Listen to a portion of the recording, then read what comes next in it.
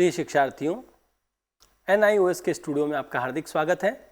वेदाध्ययनम पुस्तक के अंतर्गत छठे पाठ के रूप में वैदिक याग के एक अंश का आप अध्ययन कर चुके हैं। आज हम द्वितीय भाग का अध्ययन करेंगे।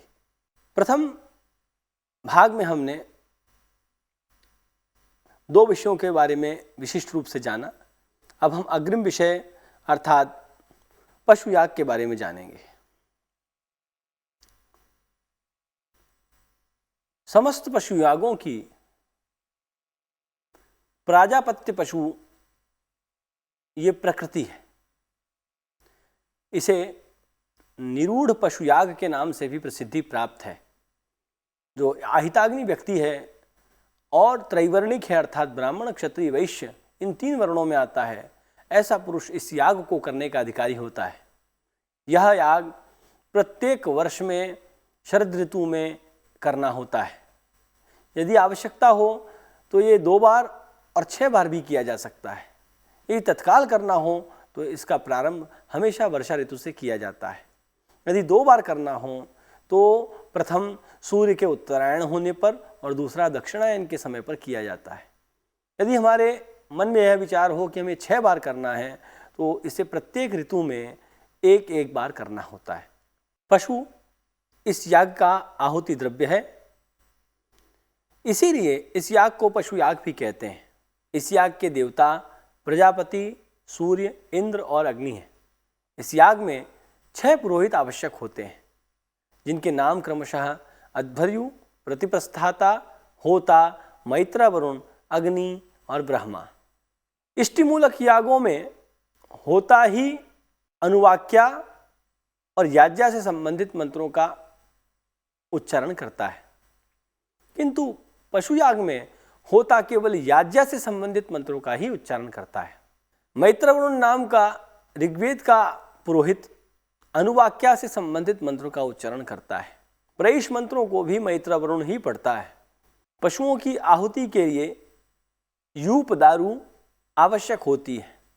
पलाश, खदिर, बिल्व, रोहितक इस प्रकार के जो 4 वृक्ष हैं, इनमें से कोई सा भी एक आधार रूप में यूप बनाने के लिए काष्ठ ग्रहण करते समय पलाश, खदिर, बिल्व, रोहितक इन चारों में से किसी एक वृक्ष का ग्रहण किया जा सकता है। प्रत्येक यूप काष्ठ के द्वारा विशिष्ट इस लोक से संबंधित और परलोक से संबंधित फल की प्राप्ति होती है। यज्ञवेदी के पूर्व दिशा में इसे स्थापित किया जाता है। साधारण रूप से दंतुर, खंजत्व, काणादि दोष रहित अर्थात जिसके दांत आगे की तरफ निकले हुए ना हो, जो पैर से लंगड़ा ना हो और जो एक आंख से अथवा दोनों आंखों से अंधा न हो, ऐसे अज की अर्थात बकरे की बलि वहां पर प्रदान की जाती है। मंत्र के द्वारा पवित्र किए गए अज को पुरोहित प्लक्ष वृक्ष की शाखा के द्वारा स्पर्श करता है और मंत्र पढ़ता है, अग्नये त्वाजुष्टम उपाकरोमि। इसे उपाकरण कहा जाता है। बलि के रूप में जिस पशु की बलि दी जानी है वह बलि श्वास रोक कर दी जाती है, अर्थात प्राण हरण करते समय पशु की श्वास को बाधित करते हुए प्राण हरण किए जाएंगे। इस प्रकार से की गई क्रिया संज्ञपन कहलाती है। संज्ञपित पशु जो है उसके अंगों को शमिता नाम का व्यक्ति पृथक पृथक करता है, क्योंकि उसके पृथक पृथक अंग यथा हृदय, जिह्वा, यकृत इन समस्त अंगों के माध्यम से कतिपय स्थलों पर आहुति दी जानी है। यज्ञस्थल के उत्तर पूर्व दिशा में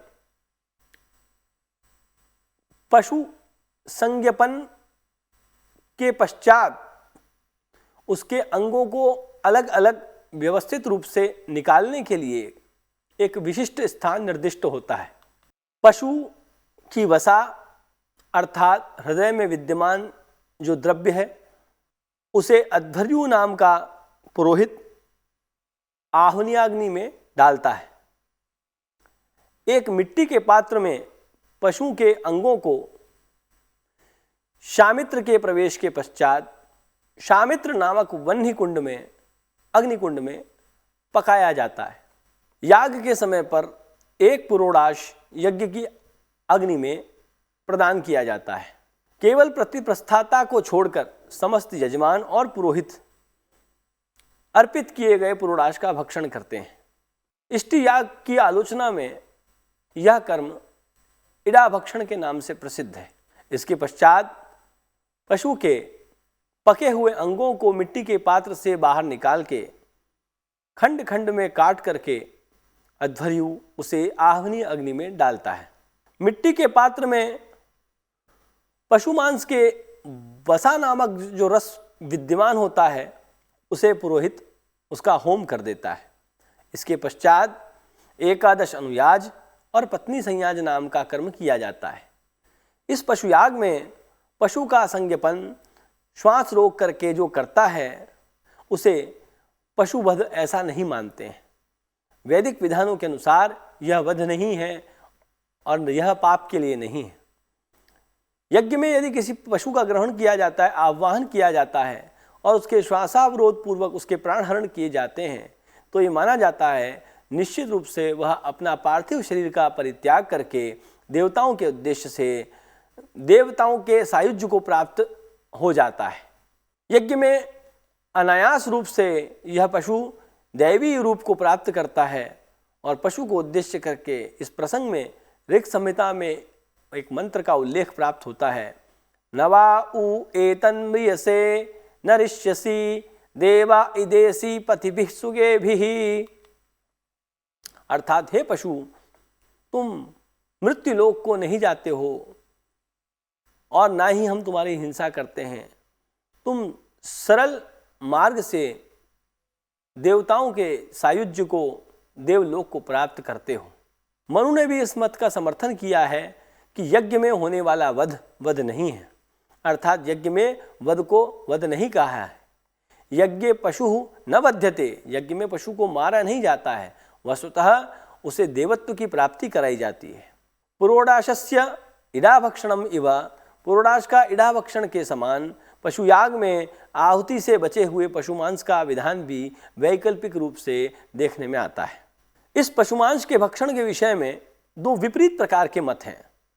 कुछ आचार्य ऐसा कहते हैं कि पशु जो है यजमान का चिन्ह है और पशु के माध्यम से यजमान स्वयं की ही आहुति देवताओं के लिए देता है, इसलिए यजमान यदि पशु मांस का भक्षण करता है तो यजमान स्वयं के मांस का भक्षण करता है, इसलिए यह भक्षण नहीं करना चाहिए।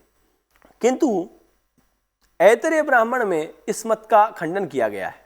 अग्निशोमाभ्याम उभाभ्याम देवताभ्याम इंद्रम वृत्रम अवधीत, यह जो वचन है, अतः अग्नि सोमश्च इंद्राय एकम पशुम याचितवन्तौ, इससे ज्ञात होता है अग्नि और सोम ने इंद्र के निमित्त एक पशु की याचना की।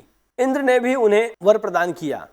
यहाँ यज्ञ के समय पर इंद्र के द्वारा दिए गए वर की पूर्ति के लिए अग्नि सोम को उद्देश्य करके पशु बलि कही गई है। यजमान की प्रतीक रूप में पशु बलि वहां नहीं दी गई है, इसलिए पुरोहितों के द्वारा अवशिष्ट मांस का भक्षण करने में कोई दोष नहीं है, ना ही इसका निषेध है। आज भी दाक्षिणात्य प्रदेशों में पुरोहित पशुयाग में बलि दिए गए पशु के देवताओं को अर्पण करने के पश्चात अवशिष्ट मांस को प्रसाद के रूप में खाते हैं। धन्यवाद।